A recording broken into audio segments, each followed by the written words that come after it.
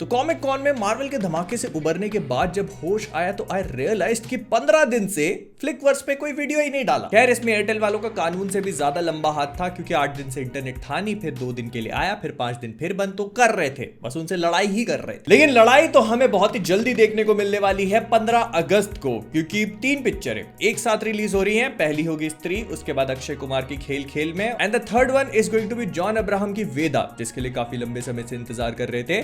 तो तीनों मूवी एक ही दिन रिलीज हो रही है, लेकिन स्त्री वालों ने एक थोड़ी सी ट्रिक खेल दी, क्योंकि अब हमको स्त्री 15 की जगह 14 अगस्त की रात में देखने को मिल सकती है। अगर आपको याद हो तो मुंजिया के साथ भी इन लोगों ने ऐसा कुछ किया था, लेकिन वो शो 12 बजे के बाद थे, और स्त्री के केस में ये लोग 14 अगस्त को शायद 7 साढ़े 7 बजे के आसपास रिलीज कर सकते हैं पिक्चर। तो अगर मूवी जल्दी देखने का मन है तो ऑनलाइन बुकिंग्स पे ध्यान रखना, लिमिटेड शोज ही होंगे प्रोबेबली, हमारी सिटी में तो लग जाए बहुत बड़ी बात है। And speaking of the third movie, तो वेदा को फाइनली सेंसर बोर्ड से U/A का सर्टिफिकेशन मिल चुका है विदाउट एनी कट्स, और इसके ऊपर इसके मेकर्स ने भी एक ऑफिशियल स्टेटमेंट रिलीज किया है। मूवी सबके लिए है, ए रेटेड नहीं है किल की तरह, so that kind of makes things exciting. And speaking of excitement, अगर आप लोग 10 अप्रैल 2025 का इंतजार कर रहे थे, क्योंकि उस दिन पे हमारे KGF के यश भाई साहब की टॉक्सिक रिलीज होने वाली है, तो अब करने की कोई जरूरत नहीं है, मतलब एटलीस्ट इस कारण से तो बिल्कुल भी नहीं, क्योंकि टॉक्सिक को डिले कर दिया गया है, और इसके रीजन कई सारे बताए गए। सबसे पहले तो ये बोला जा रहा है कि शेड्यूलिंग कॉन्फ्लिक्ट्स है, मतलब जो एक्टर्स है उनकी प्रॉपर डेट्स नहीं मिल रही। उसके बाद ये भी कहा जा रहा है कि मूवी का स्केल काफी ज्यादा बड़ा है, मतलब मूवी का जो टोटल शूटिंग टाइम है वो ही 100 दिन का है, which is a lot. And क्योंकि मेजरली मूवी ओवरसीज ही शूट करी जाएगी, तो इस वजह से सारे के सारे स्केड्यूल्स को एक साथ मैच करके उनको शूट करना, और उसके बाद मूवी को विजुअली भी काफी अच्छा बनाना है, तो पोस्ट प्रोडक्शन पे भी काफी ज्यादा समय खर्च होगा, तो इसी वजह से इनके पास इनफ टाइम नहीं है 10 अप्रैल तक। सो फॉर दैट रीजन अभी इन लोगों ने डिसाइड किया कि लोग मूवी को डिले करेंगे, कब तक के लिए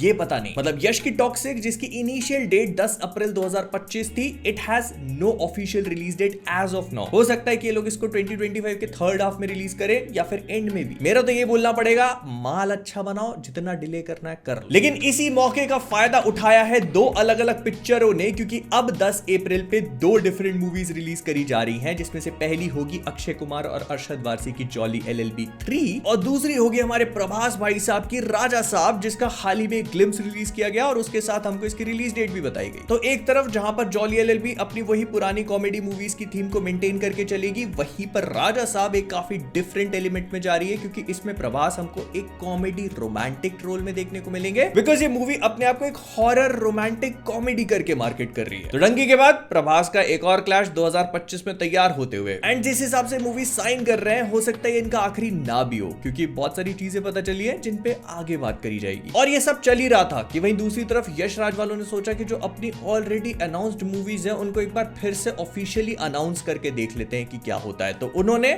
वॉर 2, शर्वरी और आलिया भट्ट की आने वाली मूवी अल्फा, उसे पठान 2 और पठान वर्सेस टाइगर, इनको री अनाउंस कर दिया ऑफिशियल तरीके से, और ये बताया कि ये हमारे स्पाई यूनिवर्स को और भी ज्यादा बड़ा करने वाली है। बट ऑल इन ऑल आप इसको ऐसा भी समझ सकते हो कि ये इन मूवीज का क्रोनोलॉजिकल ऑर्डर है, जिसमें ये सारी की सारी पिक्चरें रिलीज करी जाएंगी। और अगर इस हिसाब से देखा जाए तो हमको पठान और टाइगर का क्लैश 2026 से पहले तो देखने को नहीं मिलने वाला, बिकॉज वॉर 2 और अल्फा 2025 में है। पठान प्रोबेबली 2026 की स्टार्टिंग या मिडिल में कहीं फॉल कर सकती है, और फिर आएगी टाइगर वर्सेस पठान प्रोबेबली 2026 की दिवाली के आसपास कहीं। लेकिन हाँ, इससे भी पता चला है कि अनिल कपूर जो इसमें के लीडर होंगे, जो इन सब के ऊपर कंट्रोल करेंगे टाइगर, पठान और बाकी सारे कैरेक्टर्स को, वो मल्टीपल मूवीज के लिए साइन कर लिए गए हैं। तो war 2, alpha and most probably उसके आगे आने वाली मूवीज में भी वो देखने को मिल सकते हैं। पता चल रहा है उनको ही इस यूनिवर्स का थानोस बना के रख दिया आगे जाके, यही इस यूनिवर्स का ट्विस्ट था, AGOG आई एम इनएविटेबल। लेकिन वहीं पर आदित्य धर उरी के बाद अपनी अगली मूवी को अनाउंस कर चुके हैं ऑफिशियली। इसका नाम अभी हमें पता नहीं चला, लेकिन पता चल चुका है कि किस चीज के ऊपर होगी। बेसिकली अजीत दोबियाल जो कि रॉ के एजेंट रहे हैं, उनकी रियल लाइफ स्टोरी के किसी इंसिडेंट पे बेस्ड होगी। अब वो कौन सा इंसिडेंट है ये हमको नहीं पता, लेकिन इसकी स्टार कास्ट बहुत ही तगड़ी लग रही है। सबसे पहले Ranveer Singh, Arjun Rampal, R Madhavan, Akshay Khanna, Sanjay Dutt. I mean, इससे ज्यादा और क्या चाहिए। एंड ऐसा बोला जा रहा है कि मूवी वही एस्पियोनाज थ्रिलर वाले रूट पे जाएगी जो उरी फॉलो कर रही थी, and it is going to be full of action. But Raj and DK अपना डबल साइड से गेम खेलते हुए, क्योंकि फैमिली मैन आता है उनका Amazon प्राइम पे, गन्स एंड गुलाब्स आता है उनका Netflix पे, और अब वो वो इसी चीज पे और भी ज्यादा डबल डाउन करते हुए, क्योंकि उन्होंने कोलैबोरेट कर लिया है एक और डायरेक्टर के साथ जिसका नाम है राही अनिल बर्वे। अगर आप इन महापुरुष के बारे में नहीं जानते तो आपको तुम्बाड़ देखना बहुत जरूरी है, क्योंकि ये मूवी इन्होंने ही डायरेक्ट करी थी। तो राही अनिल साहब जो है वो राजन डीके के साथ मिलकर अपनी अगली सीरीज गुलकंदा टेल्स लेकर आ रहे हैं Amazon प्राइम पे, जो प्रोबेबली कुछ ही महीनों में रिलीज हो जानी चाहिए।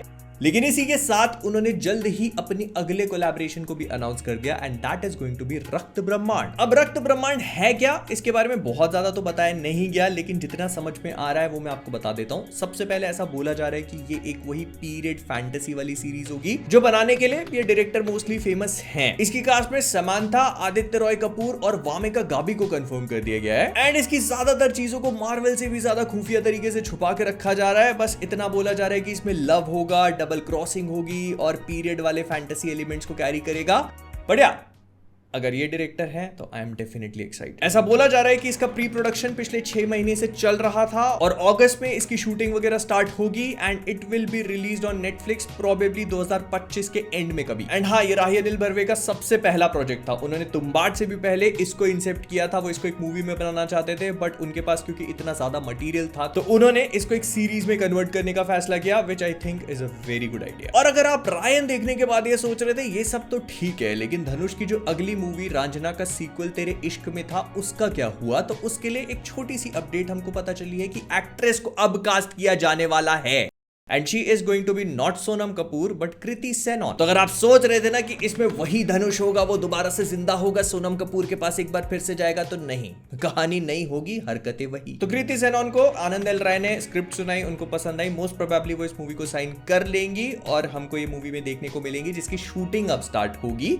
और प्रोबेबली इसमें ये लोग एक थर्ड व्हील को भी डालेंगे, जैसे हमको अभय देओल देखने को मिले थे रांझना में, तो इसमें भी हमको कोई एक थर्ड पार्टी करता हुआ देखने को मिलेगा। और मूवी रिलीज होगी 2025 में कभी। 2025 कितना भयानक पैक होता जा रहा है भाई। फिर इसके बाद ऐसा बोला जा रहा है, ऐसा सुनने में आया कि भूल भुलैया 3 का टीजर तैयार हो चुका है और हमको बहुत ही जल्दी देखने को मिलेगा। मूवी दिवाली 2024 की रिलीज डेट के लिए तैयार है और इसका टीजर भी हमको दिखा दिया जाएगा, जो वो सारे एलिमेंट्स को कैरी करेगा जो पिक्चर में हमको देखने को मिलेगा, माहौल बढ़िया सेट हो जाएगा। अगर मेरी माने तो स्त्री के पहले रिलीज कर देना चाहिए और थिएटर्स में दिखा देना चाहिए, ताकि अगर थिएटर में लोग हॉरर का माहौल देखने जा रहे हैं तो उनको उससे पहले टीजर में भी वही देखने को मिले। फिर इसके बाद अगर आप कांतारा के सीक्वल, जिसका नाम चैप्टर 1 और ये प्रीक्वल होगा, तो उसका वेट कर रहे थे, तो मैं आपको बता देता हूं कि 2025 में तो नहीं आ रहा है, क्योंकि इसकी शूटिंग अब कंप्लीट हुई है और इसका पोस्ट प्रोडक्शन इतना लंबा होने वाला है। लेकिन इतनी भी दुख की बात नहीं है, क्योंकि ऋषभ शेट्टी इसको 2025 की स्टार्टिंग या समर में कभी रिलीज करने का प्लान कर रहे हैं, तो मोस्ट प्रोबेबली अप्रैल में, दूर तो है। फिर इसके बाद शाहिद कपूर इस साल दशहरे पे अपनी एक और मूवी लेके आने वाले थे, लगता है बैडएस रवि कुमार को देखकर उन्होंने डिले। खैर, तो शाहिद कपूर की देवा जो इस साल दशहरा पर रिलीज होने वाली थी, it has been delayed to Valentine's day 2025। बंदा बना है पुलिस वाला, पता चल रहा है कपल्स को ठोकने। वही दूसरी तरफ रामायण की कास्ट और भी ज्यादा बड़ी होती चली जा रही है, बिकॉज इसमें एक और एक्टर जुड़ चुके हैं, and that is none other than Kunal Kapoor. नहीं, कुणाल खेमू की बात नहीं कर रहा हूँ, कुणाल कपूर, जो कि इस मूवी में इंद्रदेव का रोल प्ले करेंगे। हाँ, इस रोल को लेकर वो डेफिनेटली एक्साइटेड हैं, लेकिन वो इसके साथ ही साथ ये भी जानते हैं कि उनके ऊपर कितनी बड़ी रिस्पॉन्सिबिलिटी है, कितना बड़ा बर्डन है। उनकी शूट स्टार्ट होती है अगस्त से। स्पीकिंग ऑफ रामायण, तो ऐसा भी बोला जा रहा है कि रामायण का जो टीजर वगैरह है या फिर जो कुछ भी अनाउंसमेंट है, ऑफिशियली हमको इस साल दिवाली के आसपास देखने को मिलेगा। जिन लोगों ने इनिशियली अप्रैल में प्लान किया हुआ था, दैट हैज बीन डिलेड, क्योंकि वो इसको एकदम ग्रैंड लेवल पे एग्जीक्यूट करना चाहते हैं, जिससे लोगों को इसके वीएफएक्स और सारे के सारे सिनेमैटिक विजुअल्स का भी आइडिया लगे, and they don't want any lapse in that. तो इसी वजह से इन लोगों ने इस पूरी चीज को शिफ्ट करके दिवाली के आसपास कर दिया गया है। लेट्स सी हाउ इट गोस। लेकिन प्रशांत नील अपने काम को शिफ्ट करने का नाम नहीं ले रहे, क्योंकि अब वो प्रभास की सलार 2 और एनटीआर के साथ आने वाली ड्रैगन मूवी एक साथ शूट करेंगे, मतलब साइमल्टेनियसली। बिकॉज ऐसा बोला जा रहा है कि एक तरफ सलार 2 की शूटिंग अगस्त में कभी स्टार्ट हो जाएगी, तो वहीं पर जूनियर एनटीआर की जो मूवी ड्रैगन है उसकी भी पूजा सेरेमनी हो चुकी है या कल हो जाएगी कल। एंड एज मच एज मैं इन सारी चीजों के लिए एक्साइटेड हूं, थोड़ा बहुत कंसर्न भी फील होता है, क्योंकि हम लोगों ने देखा कि शंकर, जिन्होंने दोनों पिक्चरें एक साथ बनाई, पहली picture Indian 2 we also how it turned out to be, मैं वही सेम चीज सलार 2 के साथ नहीं चाहता, क्योंकि that is something very important. लेकिन प्रभास रुकने का नाम नहीं ले रहे, क्योंकि सलार 2 के बाद वो सीधे आगे बढ़ जाएंगे स्पिरिट के ऊपर, जो संदीप रेड्डी वांगा अलग तरीके से प्लान कर रहे हैं। अगर सूत्रों की मानी जाए तो स्पिरिट एक्चुअली में संदीप रेड्डी वांगा की सबसे डिफरेंट मूवी होगी। हालांकि अभी तक 2 ही बनाई है उन्होंने, अगर रीमेक को भी काउंट कर ले तो 3, लेकिन फिर भी वो स्पिरिट को एकदम डिफरेंट स्टाइल में बनाना चाहते हैं and he wants to make the movie for everyone. वो एकदम ग्लोबल लेवल पे एंटरटेनर मूवी बनाना चाहते हैं। और ऐसा बोला जा रहा है कि कबीर सिंह या अर्जुन रेड्डी एक लव स्टोरी थी, तो वहीं पर दूसरी तरफ एनिमल एक फैमिली ड्रामा। और अगर इसी मेजर से स्पिरिट को तोल के देखा जाए तो ये एक फुल ऑन एक्शन मूवी होगी। Now this does put a smile on my face, क्योंकि इस मूवी में प्रभास एक कॉप का रोल प्ले कर रहा है और ऐसे में मूवी को एक full on action movie banana does make sense और बताता है कि उनका फोकस और कहीं नहीं होगा। No love story, no family drama, this is going to be just action, pure action. Speaking of which, तो एसआरके की अगली मूवी किंग में विलन को कास्ट कर लिया गया है। पहले अगर ऐसा सोच रहे थे आप लोग कि एसआरके इसमें एक विलन का रोल प्ले करेंगे, तो ऐसा बिल्कुल भी नहीं है, क्योंकि वो थोड़े से ग्रे शेड में जरूर नजर आएंगे, लेकिन वो विलन नहीं होंगे। विलन का रोल प्ले करेंगे अभिषेक बच्चन। और इस चीज पर कई सारे लोगों के मिक्स्ड रिस्पॉन्सेज निकल के आने लगे, but I want to know what you guys think about it. फिलहाल के लिए ऐसा बोला जा रहा है कि उनका रोल काफी सब्सटैंशियल होगा, काफी कॉम्प्लेक्स होगा और मूवी को एक काफी इनोवेटिव एंगल भी प्रोवाइड करेगा, जो प्रोबेबली हर विलन ही करता है। But yeah we will see how it goes. And हाँ, मूवी की शूटिंग प्रोबेबली अक्टूबर से स्टार्ट होगी। अभी तक हो जानी चाहिए थी, but for some reason start हुई नहीं है, तो ये मूवी को प्रोबेबली थोड़ा सा और डिले कर देगा। 2025 के एंड के आसपास कभी रिलीज हो सकती है और ऐसा बोला जा रहा है कि शायद 2026 भी हो सकता है। लेकिन अगर आप लोग चाहते हो कि फ्लिक द न्यूज का अगला एपिसोड पिक्चरों की तरह डिले ना हो, तो वीडियो को लाइक करो, सब्सक्राइब करना तो भूल ही जाते हो।